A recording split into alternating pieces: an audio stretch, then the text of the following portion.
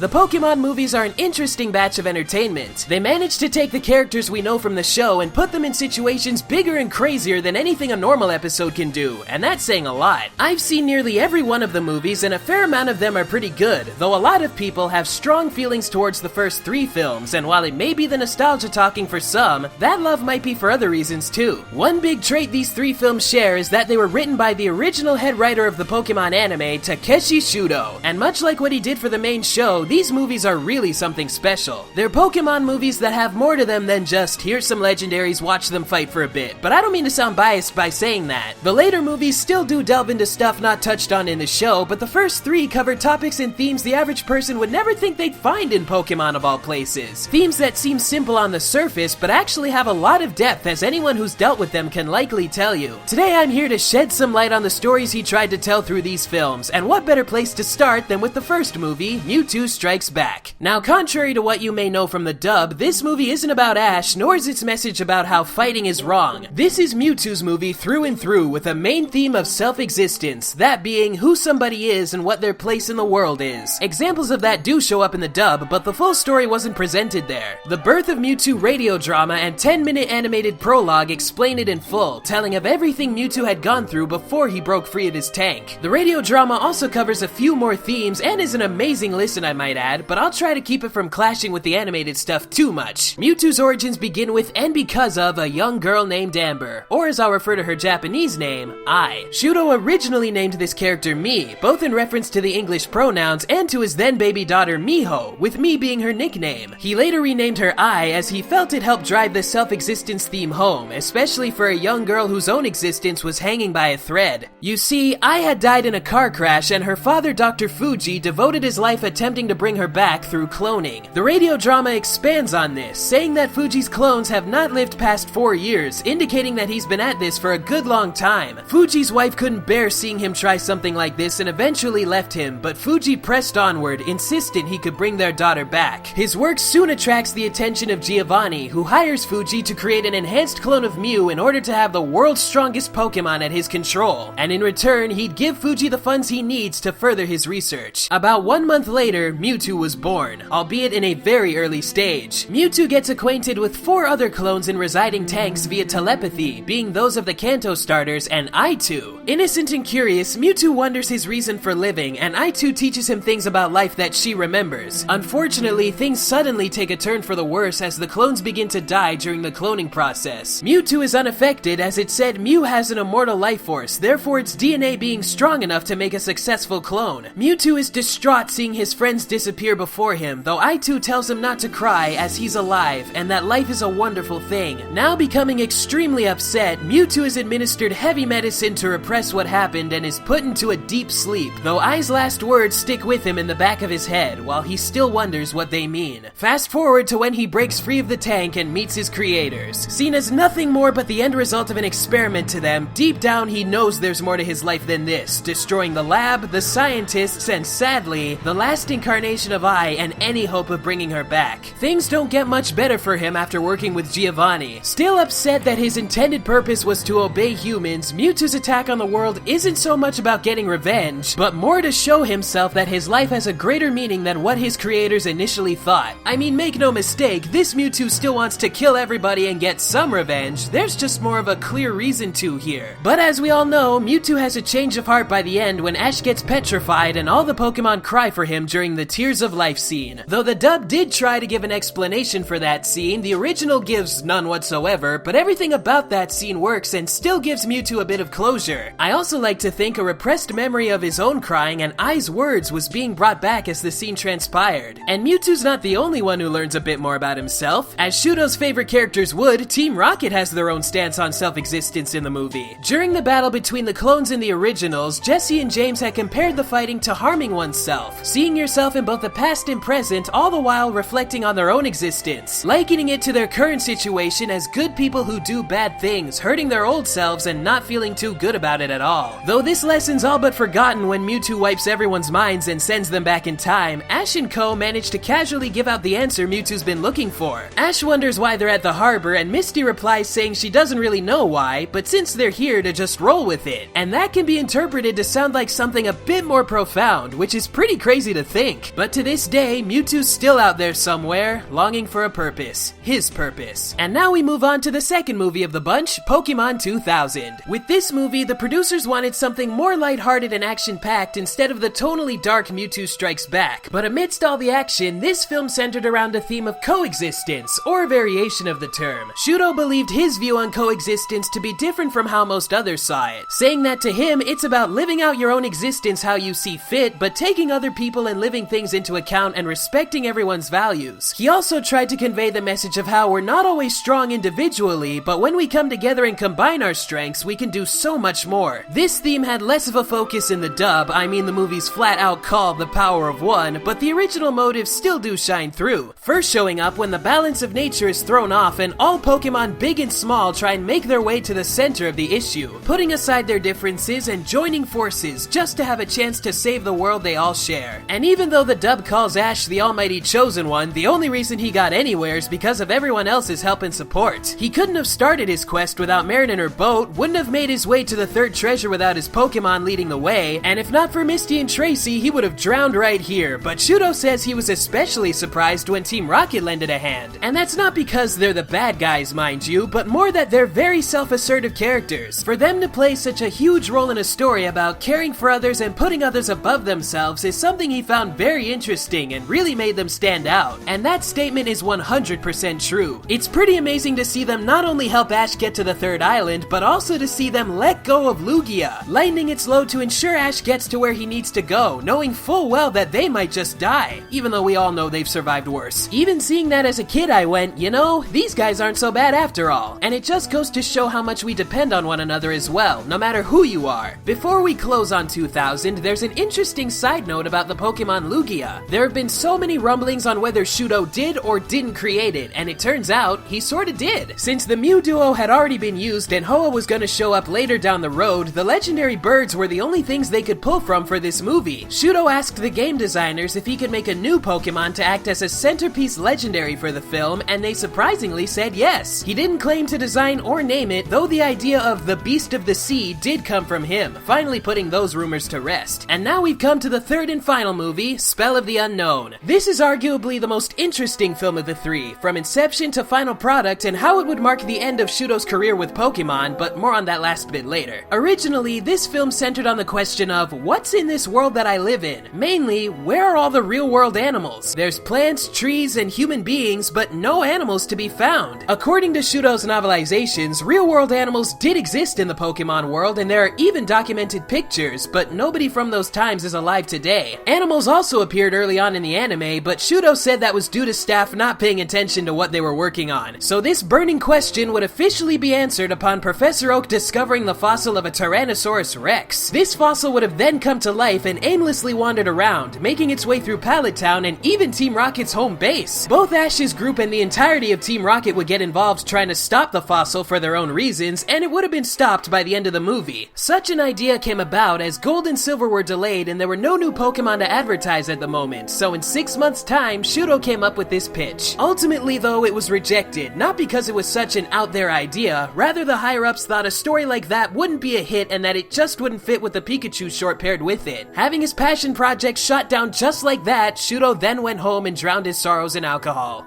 That is actually true. A while later, the folks behind the game sent over some designs for new Johto Pokemon, 2 of them being Entei and Unknown, which led to the initial spark of what would become the third movie we all know. And as for the T-Rex script, it was apparently auctioned off for 1 billion yen to some random guy in his 30s. For Spell of the Unknown, Shudo had ideas about bringing back old favorites, and thinking back to the first movie, he decided to reappropriate the name Mii for the central character, as it had more of a self-assertive feel, and Mii, or Molly Hale, was made to be a lot stronger than I was. This movie's quite unique among the trilogy, as the themes presented here are more personal and emotional. It wasn't about saving the world or defeating a villain, it was about the people closest to your heart and what they mean to you. Ash is just trying to save his mom, Molly just wants a family again, and everyone around her wants to help her escape from her illusory world. The themes of intimacy stemmed from Shudo's own personal experiences too. He'd noticed there were a ton of movies that covered the bond between a mother and daughter, but not nearly as much between a daughter and her father. father, and next to none with fathers his age. Shudo was 45 years old when his daughter was born, and she was about 3 when the first movie came out. He wondered what things would be like when she got older. Would he still be around then? That's why he liked to think the third film is a secret little gift to his daughter when she grew up, and he also kept it a secret from the film's production crew. Shudo spent a lot of time working on the various relationships of the movie, so much in fact that he barely made progress with the actual plot, which got him into a bit of trouble with production. He was told to ignore the relationships between Ash and his mom and just focus his time on the main parts of the movie. Things started to worsen on Shudo's end because at the same time, he wasn't doing so well health-wise. The final battle was actually done by him describing scenes to his wife while she wrote them down. She had mentioned to him that there didn't seem to be much focus on the family aspect between Ash and Delia, but he said there wasn't a thing he could do about that. Shudo's illness soon had him hospitalized, and he really thought this sickness was going to do him in. Fortunately, he did recover, but script changes from the film's director, coupled with what he just went through, had him completely drained. He did not want to go to another meeting, so to finish up the film, he enlisted the help of writer Hideki Sonoda, a series regular and since Pokémon 3 has written nearly every film in the franchise. With Sonoda being a father himself, Shudo figured he'd know where to go with the rest of the story. He didn't see the changes made until the final product, but for the most part, the movie was how he envisioned, except for one post-credit scene. This scene has a woman that shows up with Molly's dad, and Shudo requested a copy of the screenplay to see who she was, as it's never stated in the movie itself. It turned out to be Molly's own mother, who had apparently been in the hospital this whole time. Shudo had some serious issues with this, as Sonoda completely went against what he was trying to write. He says his own mother died in the hospital after getting sick, but he said if he was in Molly's situation, he wouldn't go off stealing someone else's mom. He'd go and visit her in the hospital like a regular person would. This just kind of went against Molly's character. After everything he went through during production, only to see his story and message be completely fumbled, Shudo decided he was just done with Pokemon films. It just wasn't worth killing himself over anymore, and after doing a few more things for Johto, he left Pokemon altogether. Now I can understand why he made the decision to leave. There are a lot of politics in filmmaking, and what Shudo went through isn't anything new. But despite that, the man fought for his craft, and for every loss there was a victory to be had somewhere, and I'm very thankful for that. Of course I love rewatching these films for the fact that I love Pokemon, but also because of the unique things presented in them. Shudo just wanted to tell interesting stories, even if they weren't blockbuster hits, and I say he accomplished that with what he was given. He expanded on the lore of the Pokemon world, while at the same time made stuff that stands on their own as just good movies. Movies that are thought-provoking and have the audience talking years after their initial release, and that's likely why fans and even non-fans of Pokemon hold them in such high regard. So whether you've seen them 100 times over or haven't since the days of the WB, I encourage you all to check these movies out again and see what you take away from them now. You might just see them in a new light. And even after Shudo's unfortunate passing in 2010, what he created will be loved and remembered for a long time to come. So once again I say, thank you Mr. Shudo. Simply,